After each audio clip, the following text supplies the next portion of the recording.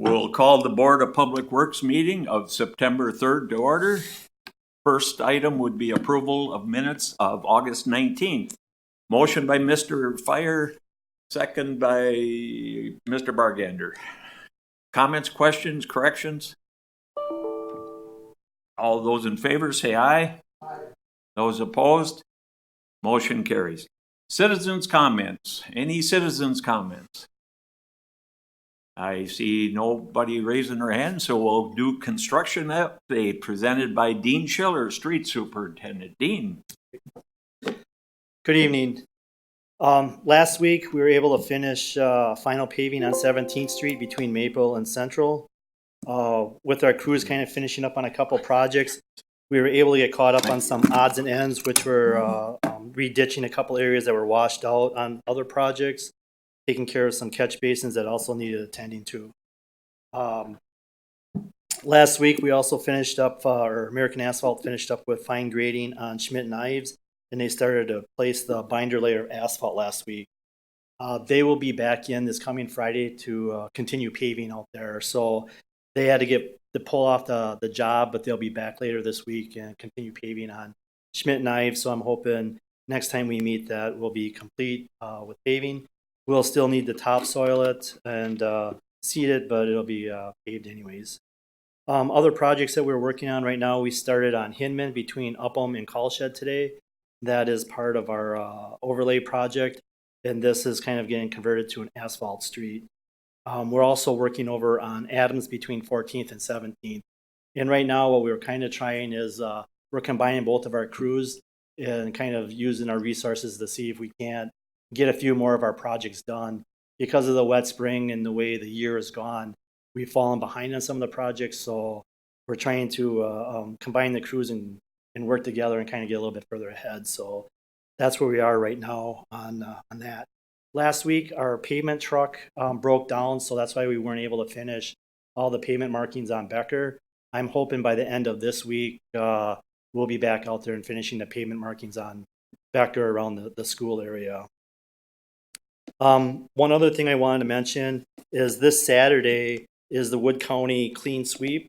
It is at the Saratoga Town Hall, and it'll be from 8 o'clock to noon.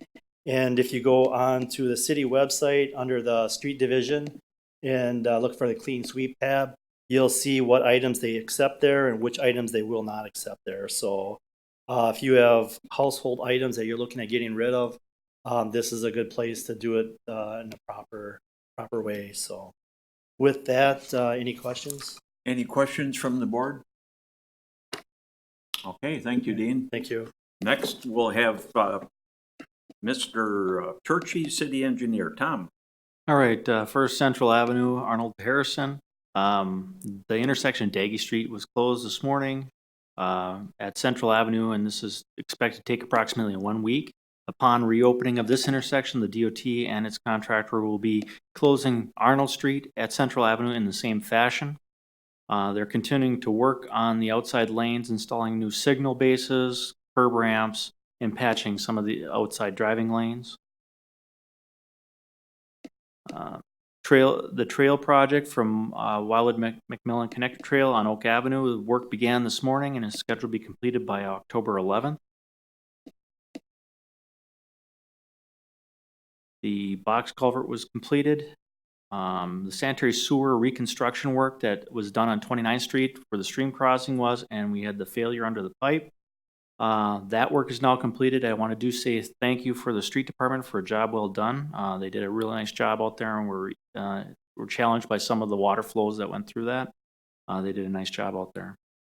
And I guess we'll leave it at that. Are there any other questions? Any questions? Mr. Jacket. Dan? I'll just mention that on the North Central project, the original completion date was prior to Labor Day, and that timeline has been extended to a new completion date of September 24th. So we're about 3 weeks out yet to having that project complete. And I just want to let the viewers know that is a state project. Our city staff is not involved with that other than update. Okay, next, we will have, number 5, approval of ADRC request for meal site at the Second Street Community Center, presented by Justin Casperson, Park and Recreation Director. Justin? Good evening and thank you. I feel like this podium is turned towards the wall.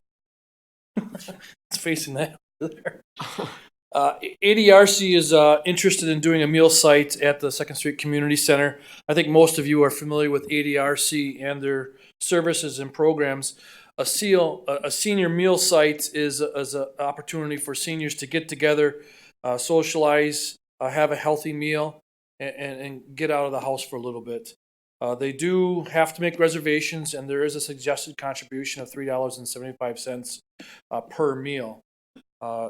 If they're unable to pay, ADRC does work with the families on figuring out a payment plan or a schedule with them. The meal site will be located in the Drendel Room, which is that large room in the front of the Second Street Community Center. They would use the kitchen to prepare the food, not physically cook the food, but the food would be prepared off-site at Norwood, shipped to the Second Street Community Center, and then prepared there for the people that attend. They're looking at a site Monday through Friday from 1 to 5. They also understand that that room does get used for like voting and tax preparation and other events. So we're going to figure out those logistics when they do happen, but it's not too often. ADRC is also looking for a long-term agreement with the city because they're going to invest quite a bit of money. We have to put new sinks in, a hand washing sink, some other counters, a steam table, water softener, and they are going to pay for most of those improvements. I think that's about it. It did go in front of the Park Rec and Forestry Committee meeting in August, which did approve of it and sent forth a positive recommendation to this board. Ladies, did you want to say anything, or did Justin cover it? If you want to say something, please go up to the podium.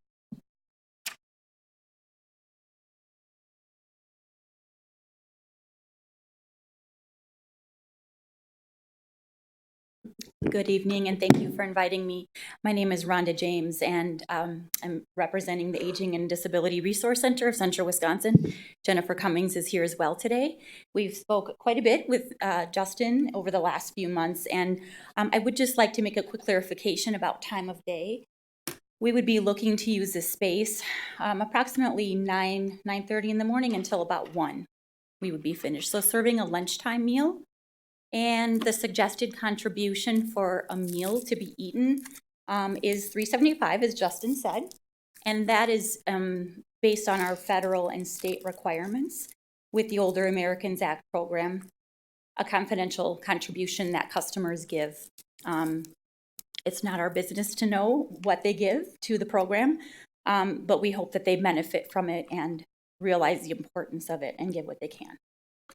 Okay, the recommended action is approval of the request of ADRC to have a senior meal site at the Second Street Community Center and work with them on building modifications to accommodate their request and bring back a long-term agreement for consideration. Motion by Mr. Zaleski, second by Mr. Fire. Comments, questions? Mr. Bargander. How many people do you anticipate using this program? Great question.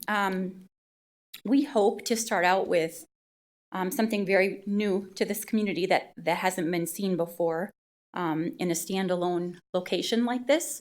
I shouldn't say standalone, but not in a residential building. We hope to start out with like 10, 15 people a day. And I'd like to see it grow to an average of 20, 25 meals a day minimum. I think it could definitely be more than that, maybe upwards of 40 or even 50 people eating a day, especially on days when there's something really special going on. Like, we do holiday meals, Thanksgiving meal always seems to be the biggest. But when we have a special event, we hope that we can attract even more people than an average of 20 to 30 people. Go ahead, Mr. Jockett.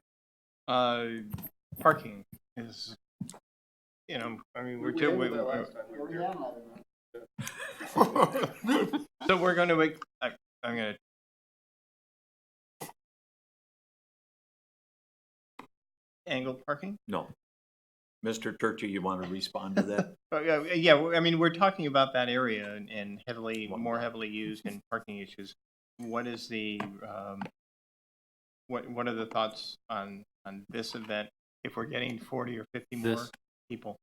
This is the first time I've heard of this, so I can't really comment if there's going to be a need for additional parking during those hours. I'm not sure what the actual use is at the library, but they do have that rear parking lot, and I guess we'll have to take a look at it as time progresses.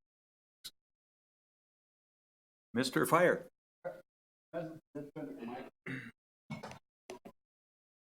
Presently, when the senior center's got an event like they have a new lunch or they have whatever, they'll have 25, 30 people there, and it seems to work out just fine. So, and they also have about 20 to 25 people that come to play bingo on every Tuesday. So it's not going to change the venue any more than what they have now. It's just, the secret is if we can get more people to use that center would be the best thing to do, and this is going to help.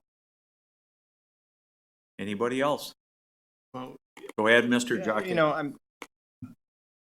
I think we should be cognizant of this being another issue. I mean, if we're adding 25 people already, now we're adding another 25 or 30. You know, I'm not opposed to the project and the proposal, but what were you saying? The 25 or 30 are the same people are going to be. I think we need to just be aware of the utilization currently and what an additional 30 or 40 people may mean to the parking availability in that area. I think Justin and maybe ADRC can let us know. You'll hear the complaints first, so. Yep. Okay, are we ready to vote? All those in favor of the motion, say aye. Those opposed, motion carries. Thank you. Number 6, approval of 2020 yard waste collection schedule presented by Dean Schiller, Street Superintendent. Dean. What you have in front of you here tonight is the schedule that we want to post or put out there to the public for our 2020 dates for yard waste, leaves, and Christmas tree and brush pickup. Last year, we were a little late in getting this stuff out there, so at tax time, people weren't able to pick up a pamphlet and see all their dates and things like that. So we're trying to get on top of it a little bit more this year. In your packet, you should be able to see the calendar layout. I think sometimes that kind of helps when we're looking at dates, how that looks on the month. So hopefully if you have any questions, you can ask it. But we're looking at very similar dates to what we had this year. So I guess any questions I could probably answer. Could I get a motion? Motion by Mr. Zaleski, second by Mr. Jockey. Questions? All those in favor, say aye. Those opposed? Motion carries. Thank you. And number 7, it'll be Dean also. Approval of revisions to section 12-63 of the Municipal Code related to yard waste collection schedule. Is that you, Dean, or Dan? Dan? Okay. You may recall last year when we talked about this, I pointed out that this requirement to bring it before the board for approval was part of our municipal code, and talked last year that maybe that wasn't necessary, that the board would be interested in taking that out of the municipal code so the schedule could be established by at the staff level. So in your agenda packet or in the memo, I've identified the language that we would recommend removing from the municipal code in section 1263. We would still establish a curbside pickup for yard waste in spring and fall, and there'd still be a Christmas tree pickup schedule. It just would not come before the Board of Public Works for approval. Follow the same process as far as generating the schedule, publishing it in the same locations, but we would cut out the step of bringing it to the board. And again, as Dean said, the schedules are pretty consistent from year to year, so we're not looking at any crazy schedules, just follow the same routine annually. So with that, the recommendation is to approve proposed changes to section 1263 of the municipal code and recommend an ordinance be drafted by council. I have a motion by Mr. Fire, second by Mr. Zaleski. Comments, questions? All those in favor of the motion, say aye. Those opposed, motion carries. Thank you. Number 8, approval of purchase of snow plows for the street division, presented by Dan Connect, it says, but I see Dean's going up there too, so you guys tell me which one. Dan can have it. Okay. No. Good evening. So just to kind of give a little history and back up a little bit here. Earlier this year, we talked about the city taking over the plowing of the parking lots and doing the cul-de-sacs a different way. So what I brought, and when we talked before, we all thought it was probably a good idea because with using city staff, we could probably, I don't want to say do a better job because they were doing a good job, but we can be on things a little in a more timely fashion. But also we could probably save the city some money by doing it with city staff.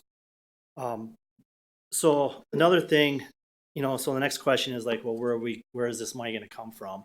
So if you remember, we go back into the 2018 M&E budget where we were looking at a grader at that time. We decided not to purchase the grader and look at other pieces of equipment that would help out staff. In your packet, you should have that page where it talks about equipment needs. On the bottom, you'll see that there is a total of $55,000 that was still available from that 2018 M&E purchase. I guess that's where I'm looking at getting the money to purchase these plows. So now to talk about the plows, I worked with a few different staff members that would be involved in operating this stuff. And so when we're looking at plows, we're looking at function. Which plow is gonna best be able to be utilized in what we're doing. So, so we just didn't go out and get a snow pusher because there's probably 10 different vendors out there that can get you a snow pusher. We looked at a couple different varieties. So I guess if I'm able to do the video, if you're able to switch. So I got a video to show you the two differences because the one I'm asking for tonight is more expensive than the low bid here. And I want to show you what the differences are and why I feel that they'll be a benefit for us. Are we able to switch?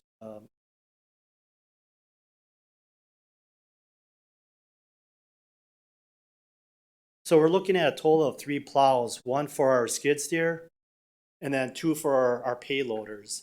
The 2 large ones would be 12 foot and they would do our cul-de-sacs and parking lots. The smaller one for the skid steer, that would be for parking lots where you have vehicles parked all over and you need an 8-foot blade to be able to back drag out and plow around them. So I got a couple videos of the different plows. I'll probably play about a minute of each one of them. So the first one here is from Cage.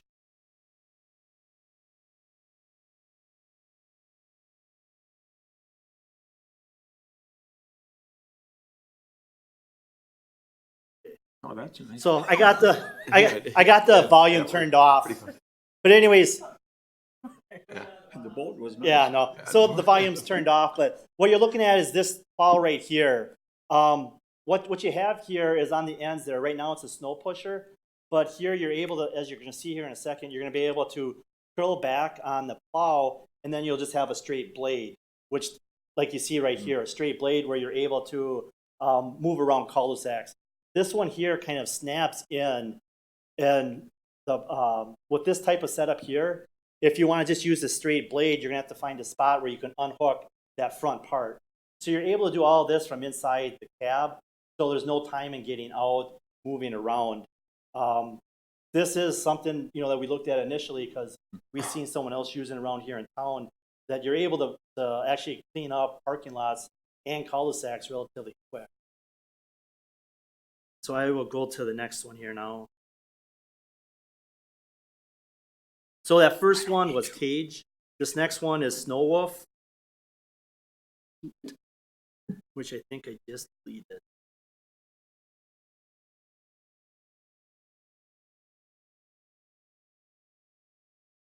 Just give me a second here. I deleted it on myself.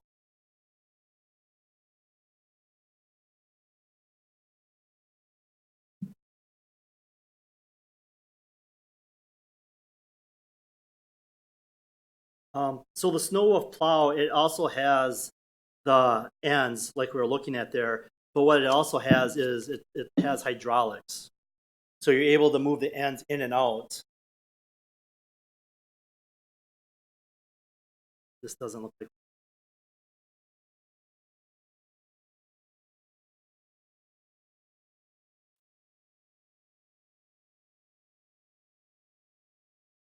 I apologize. I had this.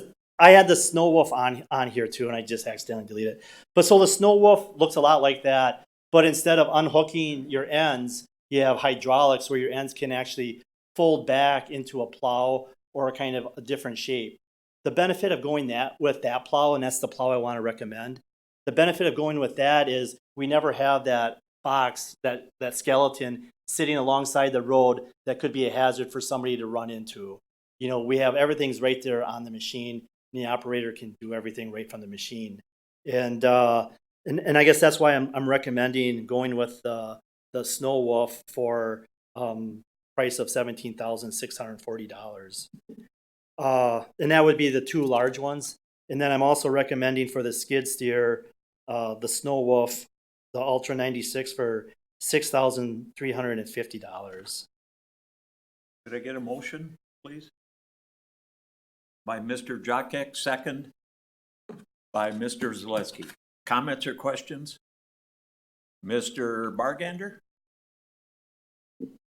On the Snow Wolf, you said the sides fold out, then that gives that plow extra width for does. straight line plowing? It does give it more width, so it'd be more user-friendly in the cul-de-sacs. The ends actually will fold all the way back, but you can stop them halfway out, so we'll give you a little more width too. And then you can bring them all the way forward, which you'll have your snow pusher, like the cage set up, and be able to push the snow to whatever location. Just before you ask me another question, the other purpose of going this route is we haul snow out of probably 90% of our cul-de-sacs. If we can start going with this type of setup, where we're able to push the snow down the road a little bit further into an area that is clear, and we don't have to haul snow out of our cul-de-sacs, that'll save us money and time just with equipment and labor. Second question, I see Swiderski was the only bidder for the Snow Wolf. Was there any other dealers in Wisconsin to deal with? Not for the Snow Wolf. Again, as staff, we were looking for something specific that would fit our needs the best out there. And having the hydraulics on the end does that. Again, the cage is a nice machine too. But again, I don't want to leave that skeleton sitting alongside the road while we're doing a cul-de-sac, just for the fact that somebody could hit that. My question actually was, is there more than one Snow Wolf dealer in Wisconsin that you could get a competitive? They're like your equipment providers, like your John Deere Case. They all have their territories. So you'd have to go out of, I think might have to go out of state for a different dealer. Okay. Because Swiderski is the territory dealer for Snow Wolf. Thank you. Mr. Jokek? You're good. Anybody else? Okay, all those in favor of the motion say aye. Those opposed, motion carries. Number 9, approval to lease loaders for snow plowing for the street division, presented by Dean Schiller, okay. Street Superintendent. Dean. Okay, so this kind of goes hand in hand with the plows that we just approved. So last year, again, when we were talking, I showed comparison, and you have this in your packet here too in the memo, where, we used trucks 61 and 62 to do cul-de-sacs last year. They spent a total of 104 hours and 127 hours cleaning out cul-de-sacs at a cost of $12,000 and $15,000. So what we're looking at doing is, in those trucks, again, we kind of went through the whole thing. They're at the end of their life cycle, so it's one of those things we're looking at retiring those trucks and looking at ways to utilize equipment in a better way. So I went out looking for lease prices on loaders, and what I went out to a lot of different vendors.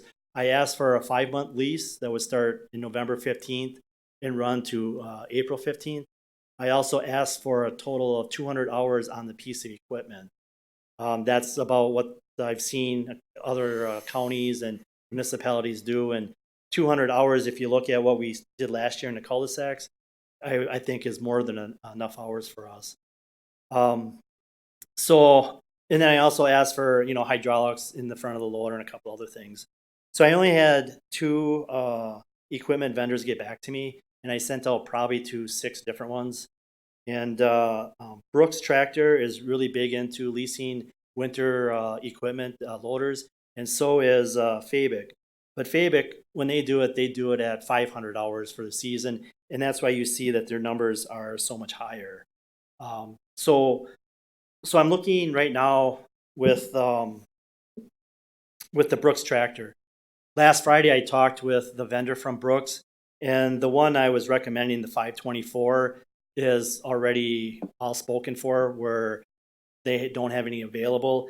There are 544s available yet, so that would be the one that I would be recommending here tonight.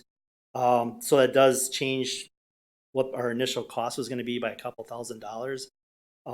But I kind of want to just go through some dollar numbers here one more time, just so we're all comfortable with this.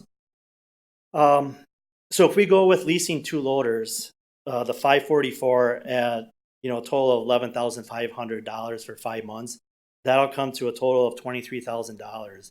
Then the rent on those plows will be an additional $6,000, which would, for doing cul-de-sacs and parking lots, I'm anticipating or estimating that would cost us a total of $29,000. If you look at last year, just doing the plow trucks that we had here and add up their 2 totals, it comes to $28,400 and some dollars. So you can see we're basically apples to apples there. The only difference is we still had to haul snow out of the cul-de-sacs last year with those trucks. By going this way, I'm hoping to reduce that cost by not having to haul as much snow or any snow out of the cul-de-sacs. I'm also hoping, because we can do this at a quicker speed with loaders than trucks, that we're not adding any additional time by doing the municipal parking lots. So I'm estimating that we'll be able to do all this in the same amount of time. Last year, we budgeted $79,000 for snow removal of our city parking lots. So by going this route, we're looking at huge savings. Now, those dollar numbers in this upcoming budget have been kind of shifted to help probably snow removal, the equipment part of it, and a couple other things. But those are, real dollars that I feel that we're going to save here by going with leasing these loaders and then the plows that we just purchased. I would entertain a motion. Mr. Jackek, second by Mr. Fire. Comments or questions? Mr. Bargander.